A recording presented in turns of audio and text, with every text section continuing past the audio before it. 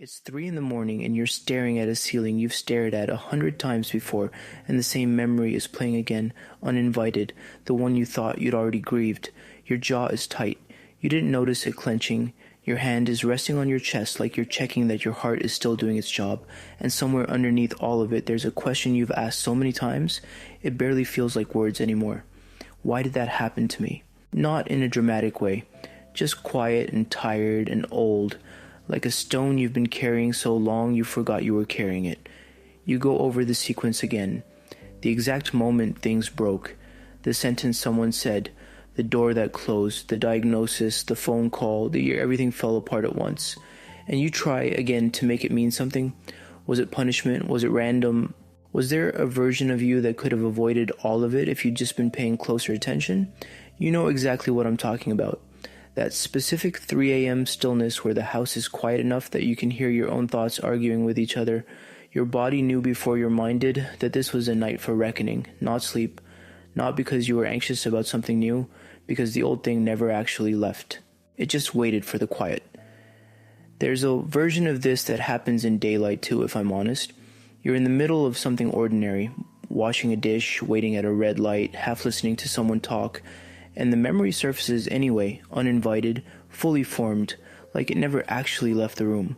Your hands keep moving, your face stays composed. Nobody around you knows that for 4 or 5 seconds you're not here anymore. You're back in the exact hallway, the exact kitchen, the exact version of yourself that didn't see it coming. I've had that night more than once. And I want to talk to you today about something that changed how I hold every single one of my worst moments, not by explaining them away, but by finally understanding what they were actually doing. If this is the kind of thing that helps you make sense of what you're carrying, consider staying close to this channel. I'm not going to pretend the algorithm doesn't exist. It rewards channels people keep coming back to, and if what I share here means something to you, subscribing tells it to keep putting this in front of you. Think of it less like a favor to me and more like leaving the porch light on for a conversation we're going to keep having. Here's something I keep coming back to. For years, I thought the worst periods of my life were just bad luck arranged in a particularly cruel order. My divorce. The burnout that came after 12 years of hospice work, watching people die and thinking I was fine, thinking I was strong, thinking absorbing everyone's pain without flinching was some kind of gift, until one day I couldn't get out of bed and didn't know why. I used to lie there running the same loop you're running right now, trying to find the logic, trying to find what I did to deserve it, and I want to be very careful here, because there's a version of this conversation that turns into something cheap. Everything happens for a reason. You've heard that 1,000 times, and if you're anything like me, it makes your skin crawl a little, because it explains nothing. It's the kind of sentence people say when they don't actually know what to say. It doesn't tell you the mechanism. It just asks you to feel better about not understanding, and that's not comfort, that's abandonment wearing a nice outfit. So let's not do that today. Let's actually go looking for the mechanism. Because there is one. And it comes from someone who spent his entire life inside the exact question you're asking at 3 in the morning. Carl Jung asked something different than, why did I suffer? He asked, what is this suffering trying to achieve? That's not a rhetorical flourish. It's a completely different orientation to pain, one where suffering isn't a wall you hit by accident, but a message arriving from somewhere inside you that doesn't have any other way to reach you. Stay with me here, because I want to build this slowly, the way it was built in me. Think about the specific texture of your worst period, not the general sadness, the specific detail, the smell of the hospital hallway, the exact tone in someone's voice right before they said the thing that changed everything. The way your own reflection looked unfamiliar to you for a few months, like you were wearing someone else's face. That specificity matters because it's proof this wasn't abstract. It happened in your body, in a place, at a time, and your nervous system remembers the coordinates even when your conscious mind has tried to file it away as the bad year. I remember walking into my apartment the week my marriage legally ended and noticing, for the first time in years, that the walls were bare. I'd lived there for months by then. I hadn't noticed until that exact day. Something about the finality of the paperwork made the emptiness visible in a way it hadn't been before. That's the kind of detail that doesn't show up if you're just sad in general. It shows up because something specific cracked open. I think about the hospice work a lot when I think about specificity like that. 12 years of sitting at bedsides, and the thing nobody tells you is that it's never the big abstract sentences people remember afterward. It's a particular hand gripping a particular blanket. It's a daughter asking her dying mother a question she'd clearly been saving for exactly that room, that lighting, that last window of time. Grief doesn't speak in generalities. It speaks in one detail so precise it almost hurts to recall. And that's exactly how you know it's real, and exactly how you'll know your own worst chapter later. Not by the shape of the story you tell about it, but by the one image that never lost its edges. And it's not just you who has a memory like that. Millions of people carry one specific sensory 3 a.m. shaped moment where their whole life reorganizes itself around a single fracture. Because pain doesn't usually arrive as a concept. It arrives as a scene, a smell, a sentence you can still hear word for word, years later, in the exact voice that said it. Here's the part that took me the longest to actually hear, even though I'd read it a dozen times before it landed. Jung didn't believe the unconscious was just a basement full of things you'd rather not look at. He believed it had what he called a prospective function, that it isn't only looking backward at what happened to you, it's looking forward, toward what you still need to become. Which means the question isn't only what happened to me, it's what is trying to happen through me. I don't know how to say this next part without it sounding too big for a Tuesday, but I'm going to say it anyway. When your conscious life gets too narrow, when you're gripping an identity that's cracking, chasing a version of fine that isn't true anymore, refusing to look at the parts of yourself you've exiled, something underneath starts pushing. And it doesn't push politely, it pushes through the collapse of a marriage, through the exhaustion that finally becomes undeniable, through the diagnosis, the phone call, the year everything fell apart at once. Not because you deserve punishment, because there was no other language urgent enough to get your attention. That has a name. Edward Edinger, who spent his career extending Jung's work, described something he called the ego-self axis. The connection between the small, everyday you that gets up and answers emails and holds a job, and a much larger organizing center of the psyche that Jung called the self. When that axis gets compromised, when the ego inflates or isolates or clings too hard to a story about who it's supposed to be, the connection strains, and crises are what force the ego to deflate. Illness, loss, the unbearable years, they're not gratuitous. Edinger's read is that they're structurally necessary. They crack the rigid shells so the deeper self can reassert itself. The axis doesn't repair itself quietly. It usually requires something to break first. Let that sit for a second, because I know exactly what it can sound like from the outside. It can sound like I'm telling you your worst year was secretly a gift. I am not saying that. And I want to be precise about this, because getting it wrong here is exactly the kind of spiritual bypassing that made you skeptical of this whole conversation in the first place. Jung made a very specific distinction, and it's the distinction almost nobody brings up when they're quoting him. He separated legitimate suffering from neurotic suffering. Legitimate suffering is the suffering that comes from actually living, loss, grief, the natural friction of being a person in a body that ages and loves things that end. Neurotic suffering is different. It's the suffering that comes from refusing legitimate suffering, from avoiding the confrontation your psyche is asking for. He put it almost brutally. Neurosis is always a substitute for legitimate suffering, which means some of the pain you're carrying isn't the wound itself. It's what happens when the wound doesn't get looked at directly and festers instead, and shows up sideways in your body, in your relationships, in the 3 a.m. loop that never resolves into anything. So no, this isn't everything happens for a reason with better vocabulary. The event itself was not necessary. It was not deserved. Nobody needed to lose what you lost for you to grow. That's a different claim, and I want it to be crystal clear, because collapsing those two ideas together is exactly the kind of thing that turns real psychology into a bumper sticker. What Jung is saying is narrower, and I think more honest. The psyche doesn't get to choose whether the wound happens, it only gets to decide what it does with the material afterward. And it will use whatever raw material it has, including the worst thing that ever happened to you. That's the part that took my breath away the first time I actually understood it. The pain doesn't need to be earned or justified to become useful. It becomes useful anyway, whether you consent to that or not, because the unconscious doesn't ask permission. It just starts working with what's on hand. Marie-Louise von Franz, who spent decades interpreting Jung's more difficult ideas, used an image from Alchemy that I think about more than almost anything else I've encountered in this work. The alchemist described a stage called the nigredo, the blackening. It's the necessary decomposition phase, where the old material has to break down completely before anything new can form. Not metaphorically pleasant, actually black, actually rotten looking. The alchemists weren't being poetic when they described it. They meant it looked like failure, like ruin, like something had gone wrong, not right, and here's what stopped me cold.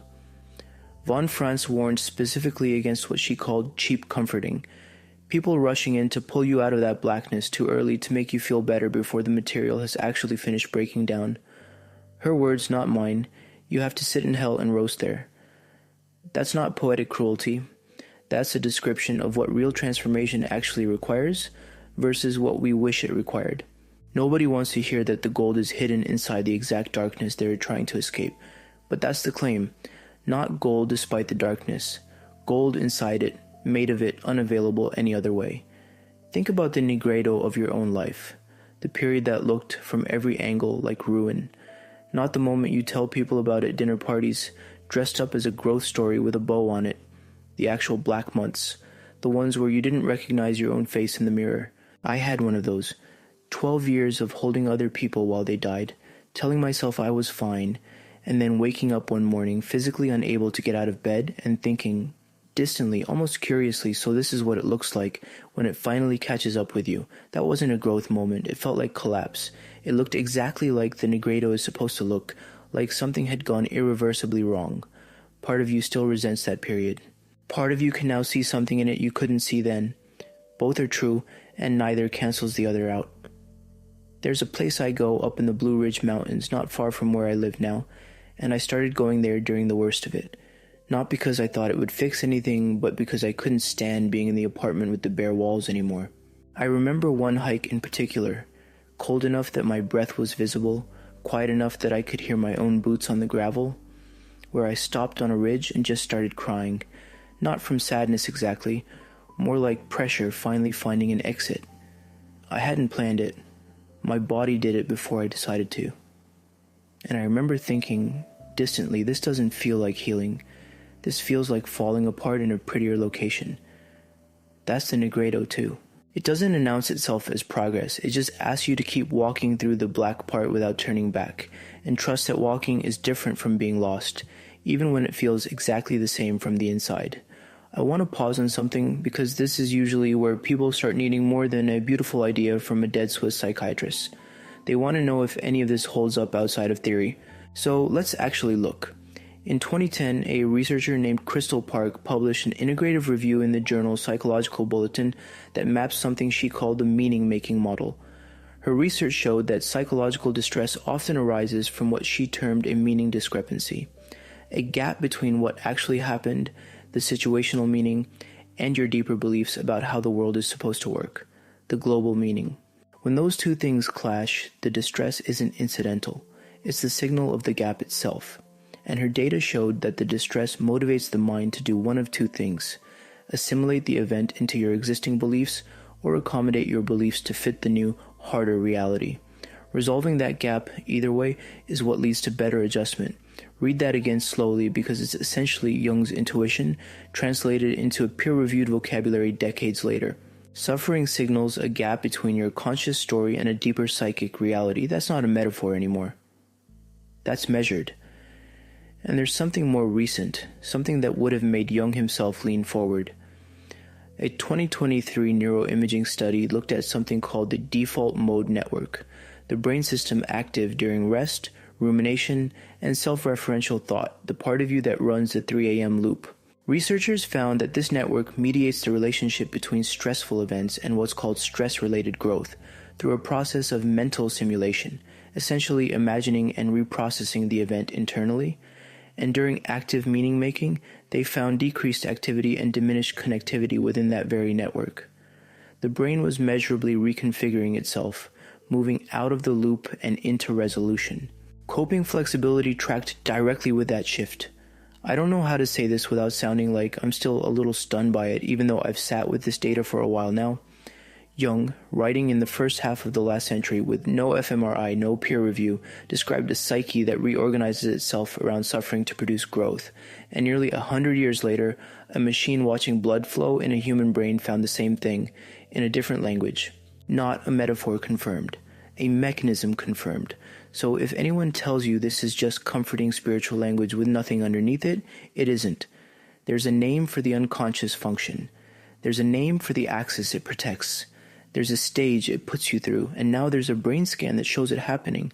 But I think the proof that actually matters isn't a study. It's a person. And the person I keep coming back to is Jung himself. In 1913, Jung broke from Freud, his mentor, the man he'd once been positioned to succeed as the face of psychoanalysis. The split wasn't clean. It cost him nearly everything professionally. And in the years that followed, he didn't have a breakdown in the tidy, containable sense we sometimes imagine. He described what happened to him as incessant streams of fantasies, apocalyptic visions, of fragmentation so severe that later, biographers used the word near psychotic without much hesitation. Most people, faced with that, would have done everything possible to shut it down, medicate it, suppress it, explain it away as exhaustion and move on. He didn't. He made an almost unthinkable decision for someone in his position. He decided to treat what was happening to him not as a malfunction to be fixed, but as material to be met. He developed a method he called active imagination, deliberately entering into dialogue with the figures that emerged from his own unconscious, recording it all in what would eventually become known as the Red Book. Years later, he wrote something that I think about constantly. My entire life consisted in elaborating what had burst forth from the unconscious and flooded me like an enigmatic stream and threatened to break me. That was the stuff and material for more than only one life. Read that last part again. Not a difficult chapter I got through. The stuff and material for more than only one life. Every major idea he's known for now, the collective unconscious, the archetypes, individuation itself, the concept of the shadow you may have already encountered somewhere in your own reading, all of it came directly out of the years he thought might destroy him.